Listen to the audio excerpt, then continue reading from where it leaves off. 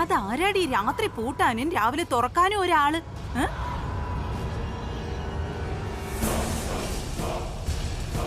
അറിയില്ല മാഡം, അതാ എനിക്ക് മനസ്സിലാവാത്തത്. അതെ, വിചാരണയൊന്നും വേണ്ട. കല്യാണി പറയുന്ന സത്യം ഇളയമേ. ബോധം വീണപ്പോ രാത്രി തന്നെ ഞാനും കതക് തുറക്കാൻ ശ്രമിച്ചതാ. അപ്പൊ കതക് പുറത്തുനിന്ന് ഓടാമ്പലിട്ടിരിക്കുകയായിരുന്നു.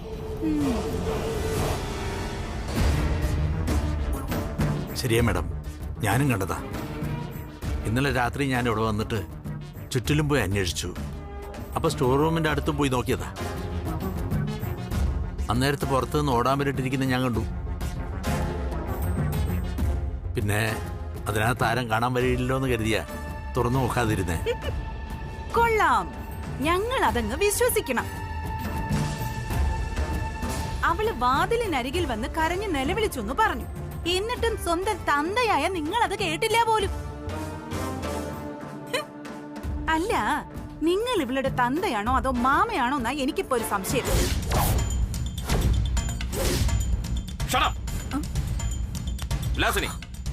സംസാരത്തിന് ഒരു മര്യാദയൊക്കെ വേണം. ഞങ്ങൾ ചിലർ ഇവിടെ നിൽക്കുന്നുണ്ട്. അമ്മേ, അമ്മ എന്താ ഒന്നും മിണ്ടാത്തത്? ഇളയമേ പോലെ അമ്മയ്ക്ക് എന്നെ സംശയമാണോ?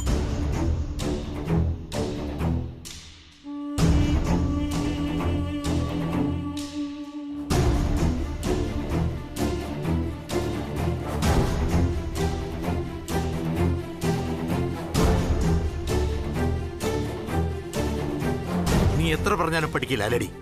അച്ഛൻ ഞാനൊന്നും. നീ ഒന്നും പറയണ്ട.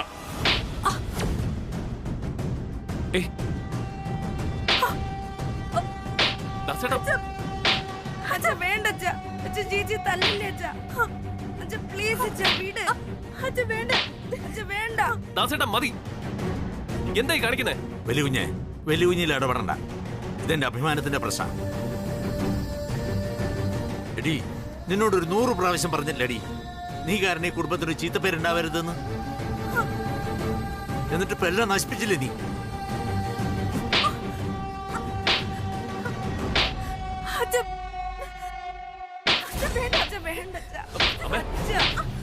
അമ്മേ, അമ്മ പറഞ്ഞാലേ ദാസേട്ടൻ കേക്കൂ. ഇനി അടിക്കണമെന്ന് പറയാമേ. ഞാനിത് പറയട്ടെ.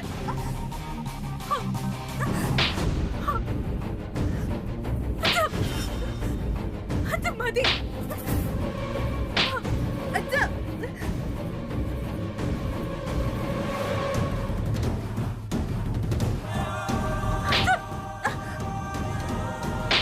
മതി.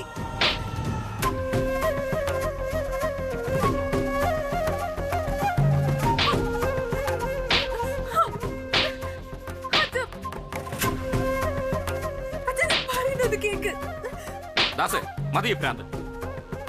ഞാനാണ് വീട്ടിലെ ഗൃഹനാഥൻ. എനിക്ക് വിശ്വാസമാണ് ആനന്ദിനെയും കല്യാണി. അത് സാറിന്റെ നല്ല മനസ്സിന്റെ നന്മയാണ് സാർ. എല്ലാവരും അങ്ങനെ ആവണമെന്നില്ല. ഇനി എനിക്ക് പുറത്തിറങ്ങാൻ പറ്റില്ല. സാറിന് എന്റെ സ്ഥാനത്ത് നല്ലത് മനസ്സിലാവും. മധുദാസൻ, ഒരു തെറ്റും ചെയ്യാത്ത സീതാദേവി ഒരു സംശയിച്ച നാടാ നമ്മുടെ. ആളുകൾ ഓരോന്നും പറയുന്നത് കേൾക്കാൻ നിന്നാലേ അതിനേ സമയം കാണത്തുള്ളൂ. സീതാദേവി അഗ്നിപരീക്ഷണം നടത്തി നാട്ടുകാരുടെ മുമ്പിൽ പരിശുദ്ധിയാണ് തെളിയിച്ചാണ് സാർ.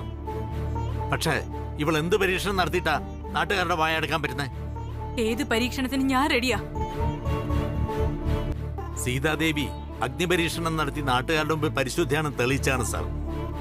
പക്ഷേ ഇവൾ എന്ത് പരീക്ഷണം നടത്തിയിട്ടാ നാട്ടുകാരുടെ വായ അടക്കാൻ പറ്റുന്നേ? ഏത് പരീക്ഷണത്തിന് ഞാൻ റെഡിയാ. നാട്ടുകാരുടെ വായടപ്പിക്കാനല്ല, മറിച്ച് സ്വന്തം അച്ഛന്റെ മുമ്പിൽ നിരപരാധിത്വം തെളിയിക്കാൻ ഏത് അഗ്നി പരീക്ഷണത്തിന് ഈ കല്യാണി തയ്യാറാ. പറഞ്ഞാ മതി എപ്പ വേണോന്ന്. അതൊക്കെ അങ്ങ് പുരാണത്തിൽ മതി. ഇത് 21-ാം നൂറ്റാണ്ടാ. നമ്മൾ സാധാരണ മനുഷ്യർ.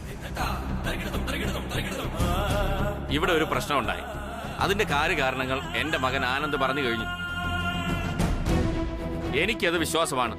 അതോടെ ആ പ്രശ്നങ്ങൾ അവസാനിച്ചു. ഇനി എല്ലാവർക്കും പോകാം. അരവിന്ദ്, നീ ചേട്ടനെ വിളിച്ചോണ്ട് അകത്തേക്ക് വെക്കും. ബ്രോ വാ, അകത്തേക്ക് പോവാം. മുഖത്ത് നല്ല ക്ഷീണമുണ്ട്. കുളിച്ചൊന്ന് ഫ്രഷ് ആയ എല്ലാം ശരിയാവും. കമോൺ വാ.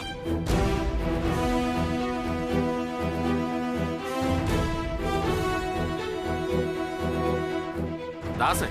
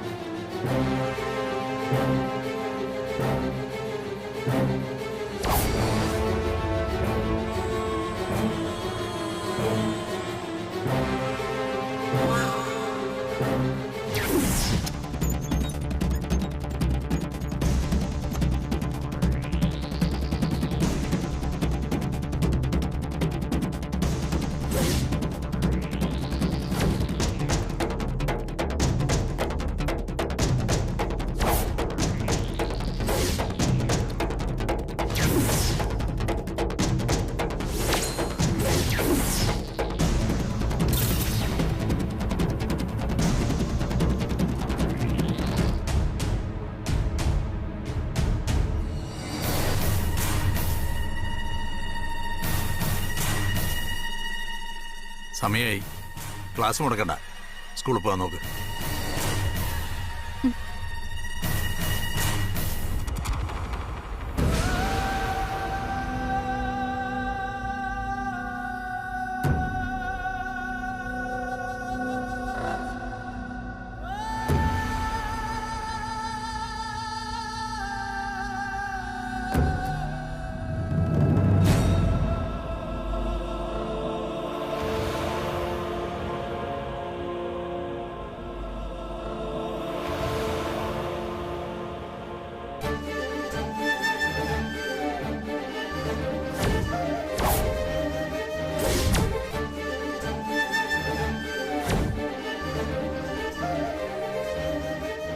അവള് വാതിലിനരികിൽ വന്ന് കരഞ്ഞു നിലവിളിച്ചെന്ന് പറഞ്ഞു.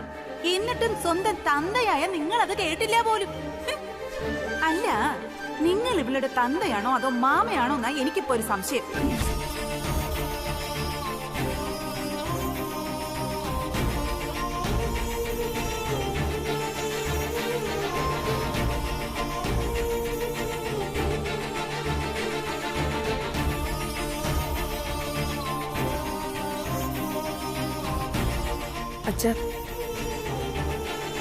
അച്ഛനൊന്ന് വന്ന് യൂണിഫോം തേച്ച് തരുമോ? അതെന്താ ചേച്ചി, നീ യൂണിഫോം ഇടില്ലേ? ഉള്ളതെങ്ങനെ ചേച്ചി എടുത്തിട്ടുണ്ട് പോടാ.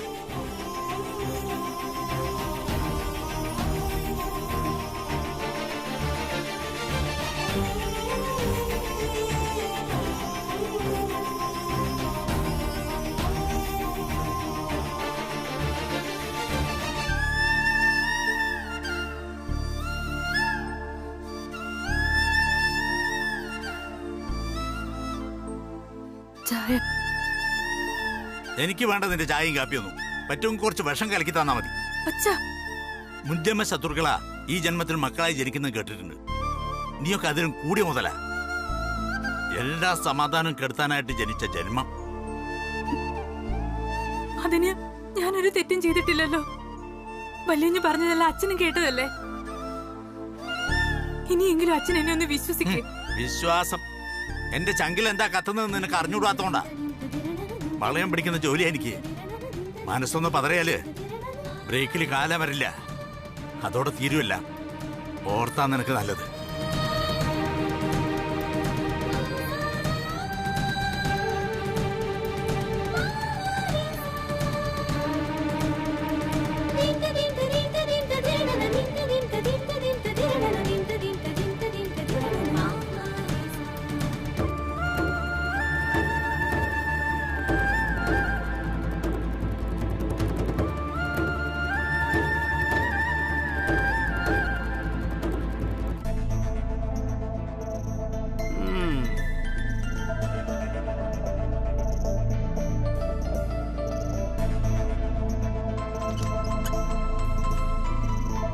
നീ ഇവിടെ ഉണ്ടായിരുന്നോ?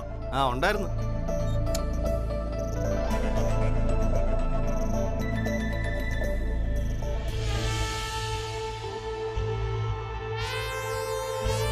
അപ്പൊ ഇന്നലെ രാത്രി മുഴുവൻ നീയും കല്യാണിയും സ്റ്റോർ റൂമില്.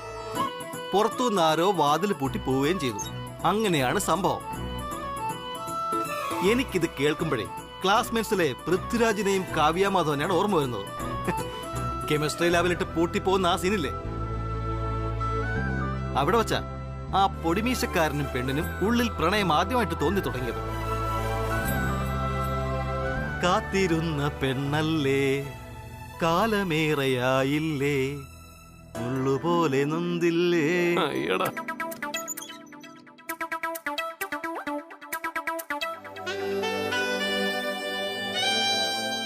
ആനന്ദേ, നീ എപ്പോഴൊക്കെയോ സ്വന്തമാക്കാൻ കൊതിച്ച ആ കണ്ണുകളുടെ ഉടമയോട് നിന്റെ ഉള്ളിലെ പ്രണയം എന്തുകൊണ്ട് തുറന്നു പറയുന്നില്ല? അതാണ് എന്റെ ചോദ്യം. എടാ, നിനക്ക് രാവിലെ വേറെ പണിയൊന്നുമില്ലേ? ഇതൊക്കെ തന്നെയല്ലേ നമ്മുടെ പണി. നീ ഒന്ന് സമ്മതിച്ചിട്ട് വേണം എനിക്ക് നിങ്ങൾക്കിടയിലെ ഹംസമാകാൻ. എന്തായാലും കല്യാണി അരികിലുള്ളപ്പോ നിന്റെ നോട്ടത്തിലും ചിലപ്പോഴൊക്കെ മൗനത്തിൽ പോലും അഗാധമായ പ്രണയം എനിക്ക് തിരിച്ചറിയാൻ കഴിയുന്നുണ്ട്. ആ, എന്റെ കല്യാണം ഉറപ്പിച്ചിരിക്കുകയാണെന്ന് നീ പലപ്പോഴും മറക്കുന്നുണ്ട്. എടാ, കല്യാണിയോട് എനിക്ക് സൗഹൃദം ഉണ്ടെന്നുള്ളത് നേരാ. പക്ഷേ ചില ഇഷ്ടങ്ങളൊക്കെ മറ്റുള്ളവർക്ക് വേണ്ടി നമുക്ക് ചവറ്റുകുട്ടയിലേക്ക് വലിച്ചെറിയേണ്ടി വരും. അതാണ് സത്യം. ഏയ്, ഒന്നും വലിച്ചെറിയണ്ടെന്നേ. ആ പിന്നെ സ്റ്റോർ റൂമിൽ വെച്ച് നീ ഷോക്ക് അടിച്ച് വീണെന്നല്ലേ പറഞ്ഞത്? അതെ, പഴയ കാലത്തെ സ്വിച്ച് ബോർഡല്ലേ. ലൈറ്റ് ഇടാൻ നോക്കിയപ്പോ ഷോക്ക് അടിച്ചു. ഷോക്ക് അടിച്ച് നിന്റെ ബോധം പോയി?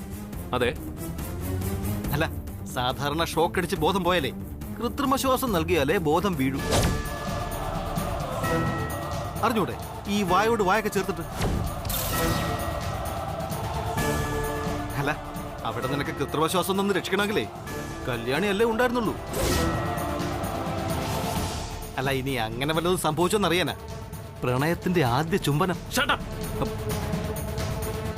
ശബരി, നിന്നോട് ഞാൻ പല പ്രാവശ്യം പറഞ്ഞിട്ടുണ്ട് ആവശ്യമില്ലാത്ത കാര്യങ്ങൾ പറയരുതെന്ന്. ആദ്യം സ്വന്തം സുഹൃത്തുക്കളെ വിശ്വസിക്കാൻ പഠിക്കണം, അനാവശ്യം ചിന്തിക്കാനല്ല. വിശ്വസിക്കാം, പക്ഷെ എല്ലാത്തിനും ഒരു ലോജിക്ക് വേണ്ടടാ. നിങ്ങൾ നേരെ സ്റ്റോർ റൂമിനകത്തേക്ക് കയറുന്നു, ഉടനെ സ്റ്റോർ റൂം ലോക്ക് ആവുന്നു, നേരം വെളുക്കുന്നു, ഓട്ടോമാറ്റിക്കലി സ്റ്റോർ റൂം തുറക്കുന്നു. ഇതൊരുമാതിരി അങ്ങോട്ട് സെറ്റ് ആവുന്നില്ലെന്നേ. അതാ ഞാൻ ഈ വീണ്ടും വീണ്ടും ചോദിച്ചോണ്ടിരിക്കുന്നത്. വല്ലാത്തൊരു കോംപ്ലിക്കേഷൻ. എന്നാലേ നീ ആ കോംപ്ലിക്കേഷനും കെട്ടിപ്പിടിച്ചോണ്ടിരുന്നു. എനിക്ക് നന്നായിട്ട് വിശക്കുന്നുണ്ട്, നീ വേണമെങ്കിൽ കഴിക്കാൻ വാ.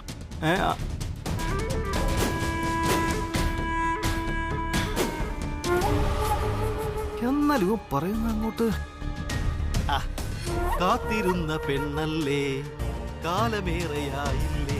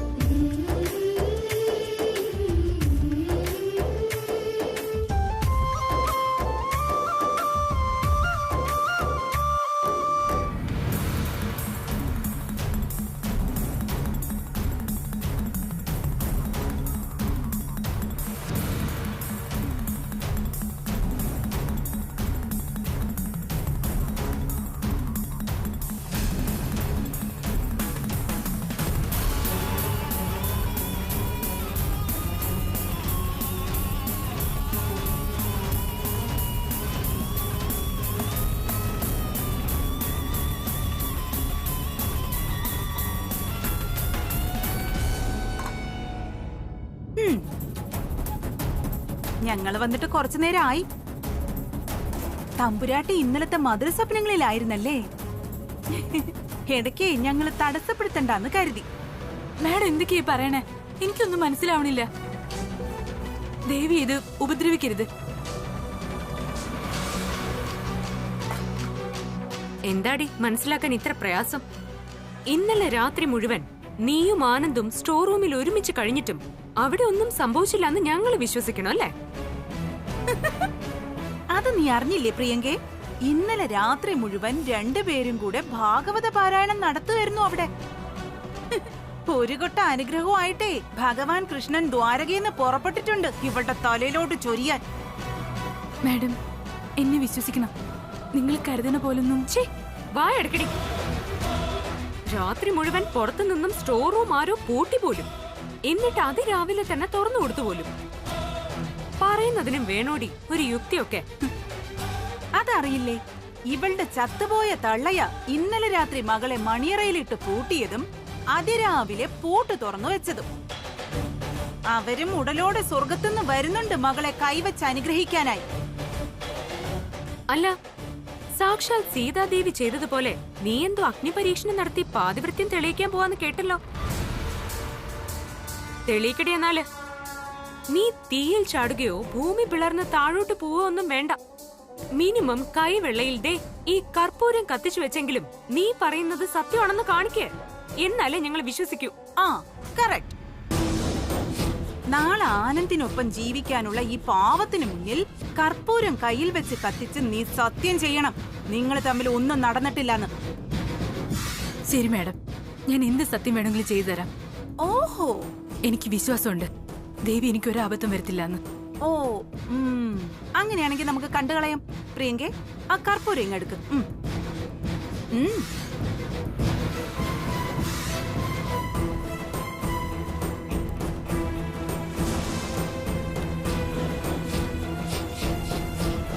കൈ നീട്ടടി.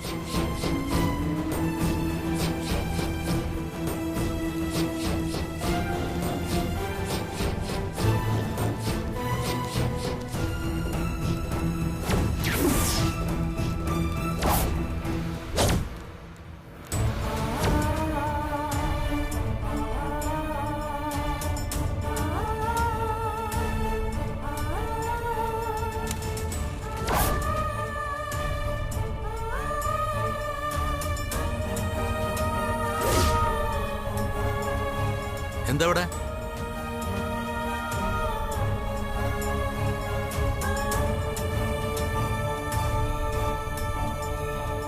മാഡം, എന്തൊക്കെയാ ഇത്? മനസ്സിലായില്ലേ? ഇതാണ് മോഡേൺ അഗ്നി പരീക്ഷണം.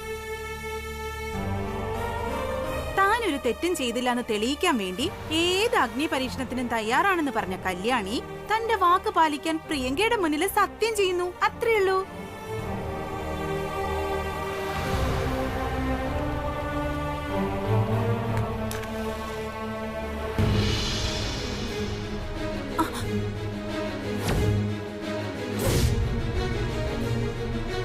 സോറി മാഡം, എന്റെ മോള് നിങ്ങൾ പറയുന്ന ഏത് അഗ്നി പരീക്ഷണത്തിനും തയ്യാറാ. പക്ഷേ അത് നടത്തേണ്ട ഇവിടെ വെച്ചല്ല, എല്ലാവരുടെയും മുമ്പിൽ വെച്ചാ. അഖില മേഡത്തിനെയും ശിവരാം സാറിനെയും എല്ലാവരും വിളിച്ച് നിരത്തി നിർത്തിയിട്ട് പറഞ്ഞാ മതി. ഞാൻ നേരിട്ട് കൊണ്ടുവരാൻ എന്റെ മോളെ. എന്റെ മോള് നിങ്ങൾ പറയുന്ന ഏത് അഗ്നി പരീക്ഷണത്തിനും തയ്യാറാ. പക്ഷേ അത് നടത്തേണ്ട ഇവിടെ വെച്ചല്ല, എല്ലാവരുടെയും മുമ്പിൽ വെച്ചാ. അഖില മേഡത്തിനെയും ശിവരാം സാറിനെയും എല്ലാവരും വിളിച്ച് നിരത്തി നിർത്തിയിട്ട് പറഞ്ഞാ മതി. ഞാൻ നേരിട്ട് കൊണ്ടുവരാൻ എന്റെ മോളെ. തൽക്കാലം ഇവിടെ വെച്ച് ഇത്തരം നാടകങ്ങളി നടക്കില്ല, നടത്താൻ സമ്മതിക്കില്ല. ഞാൻ രണ്ട് മേഡത്തിനും പോകാം. ഞാൻ നിങ്ങളുടെയൊക്കെ ഡ്രൈവറാണെങ്കിലും ഇത് ദാസ് താമസിക്കുന്ന വീടാ. തൃച്ചംബരത്തെ അടുക്കളയും പിന്നാമ്പറവും അല്ല കല്യാണി ഇങ്ങനെ അലക്കാനും കത്തിക്കാനും. പ്ലീസ്.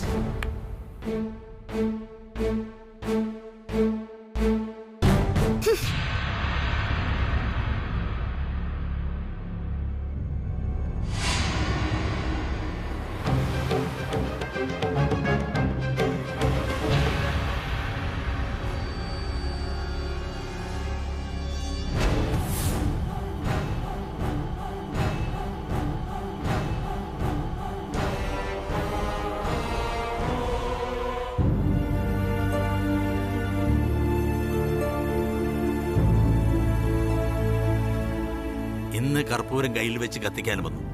നാളെ ആ കുടുംബം ഒരുമിച്ച് വരാൻ പോകുന്നത് നിന്റെ തലയിൽ പെട്രോൾ ഒഴിച്ച് നിർത്തി കത്തിക്കാനാ. വിനാശകാലത്തിനാ നിന്റെ ഓരോ പ്രവൃത്തിയും. നിന്റെ മാത്രമല്ല ഞങ്ങളുടെയും. തൃപ്തിയായല്ലോ അല്ലേ?